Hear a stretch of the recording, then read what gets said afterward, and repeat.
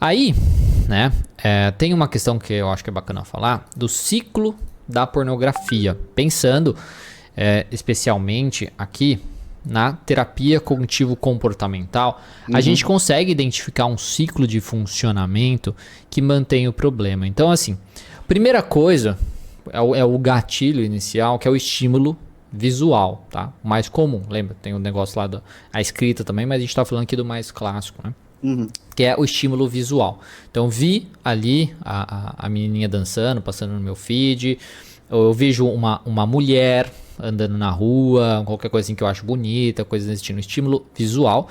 Isso me gera uma excitação, certo? Isso gera uma excitação, que depois leva a uma fantasia, certo? Uma projeção de, nossa, se imaginar com aquela pessoa, com aquele ser, como seria se relacionar com aquela pessoa, como seria ter uma relação. Então gera uma fantasia com um tipo específico de mulher, por exemplo, uma mulher ruiva, uma mulher assim, uma mulher assado, ou nessas questões, por exemplo, de fantasia mesmo, da pessoa estar fantasiada, ou qualquer coisa nesse sentido, né?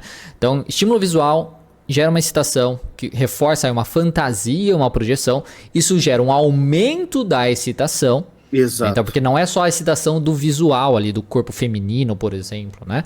Então, gera um aumento da situação por conta da fantasia, o que leva então à masturbação, então um alto nível de prazer, o que leva a uma associação.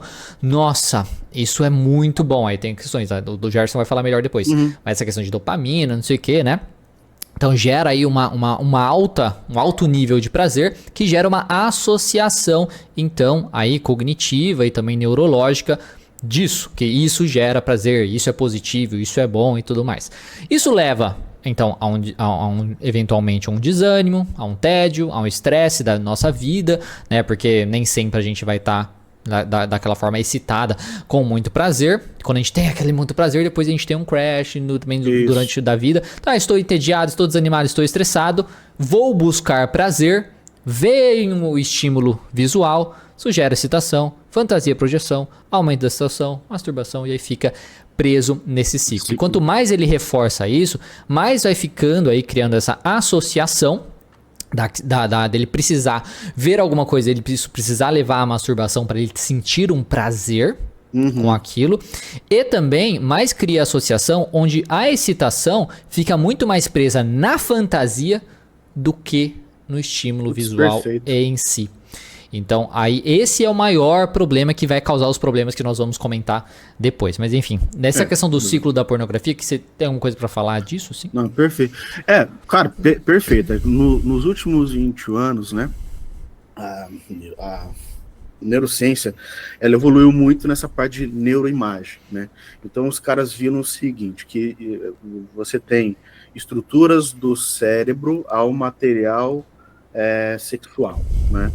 E os caras investigaram ali que você tem aspectos cognitivos, emocionais, motivacionais, que nem você falou, né? Que eles vão ser modulados, moldados, condicionados, ou aquela frase, sequestrados, né? Tá. E aí, essa parte do cérebro é sequestrada e você tem estruturas chaves ali do sistema de recompensa, né? Que é a ATV, ou a área tegmental ventral, e o núcleo accumbens, que é uma parte do cérebro que enche de dopamina, e a área tegmental ventral é uma das vias da dopamina. Essas vias, elas desempenham um papel tão central nesse processo que só vai ser ativado com a perspectiva da recompensa dado ao consumo do material sexual. Olha que negócio macabro. Acaba ficando realmente, tipo, viciado nisso, assim, tipo, cara, eu só vou ativar se eu tiver esse conteúdo específico. Exatamente. E aí, se você pega por uma questão evolutiva, cara, você vê o quê? Pega o modelo evolutivo. Então, você tem atração por estímulo sexualmente que está enraizado ali na sobrevivência da espécie. Então, o cara vê uma mulher de um jeito ali e fala, essa aqui é essa.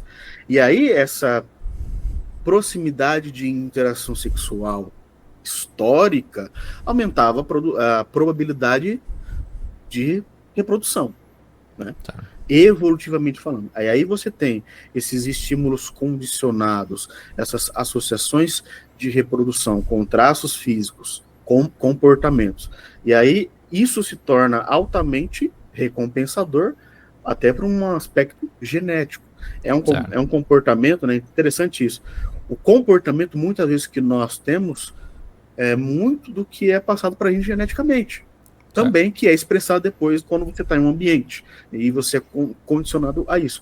Reforça comportamentos para aumentar a chance de perpetuação da espécie. Quando você pega no contexto da monografia, cara, essa mesma estrutura evolutivamente cerebral que é para você tá com a sua parceira, entre aspas, você reproduzir, você tá o bem-estar ali, ela é sequestrada e aí promove o ciclo de recompensa que leva ao consumo excessivo, que faz o cara sempre voltar a ter mais daquele conteúdo, ainda mais hoje com os only da vida aí que tem, certo. Que é aí onde o cara paga para ter e ele é recompensado daquilo que ele também paga. Sim. E perfeito. Esse ciclo, então, ele continua. Certo, exatamente. E novamente tem a questão da própria fantasia, né? Ele acredita que ele tem algum poder nessa questão, por exemplo, desse pagamento, onde ela está fazendo por mim, ou um dia ela vai me reconhecer, às vezes tem uns negócios assim também, né? Exato. Então o homem... Pura fantasia. Lógico. O homem, eu gosto de falar que o ser mais vulnerável da Terra é o homem excitado. É o homem com tesão. Esse é o ser mais vulnerável. É o que mais cai em chantagens aí online, sim, né? Sim. Fazendo coisas, enfim, se envolvendo em grupos que acabam chantageando ele, porque ele manda um vídeo, mais se lasca. Então o homem com tesão acaba sendo um dos seres mais vulneráveis a golpes, a se ferrar, sim, basicamente assim, né? Então, e por isso que muitas, novamente, questões de chantagem financeiras e tudo mais, quando a gente vê no noticiário e tudo mais, costumam envolver isso. Costumam sempre envolver essa questão. Pô, vou mandar para sua esposa que você me mandou mensagem. Vou que você não sei o quê, que a gente teve uma relação e tudo mais. Sim. Então, isso é uma coisa que acontece bastante. Ele é uma presa fácil. Exato. E aí, quando você fica preso nesses ciclos relacionados à pornografia, é muito mais fácil você se prejudicar com isso também. Então, isso é um problema que é até um problema que é mais mascarado ou nem não tanto comentado. Uhum. Mas acaba sendo um problema que, tipo, no médio e longo prazo pode prejudicar, porque a pessoa começa a se envolver nisso, né?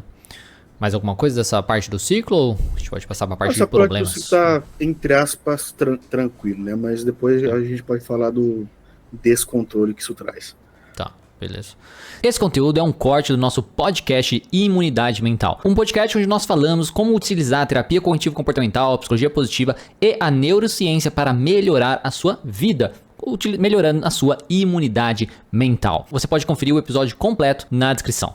Além disso, nós divulgamos a nossa plataforma de imunidade mental, onde você pode praticar tudo que a gente fala ali no podcast. Tem curiosidade? É só conferir também os links na descrição. Muito obrigado e até mais.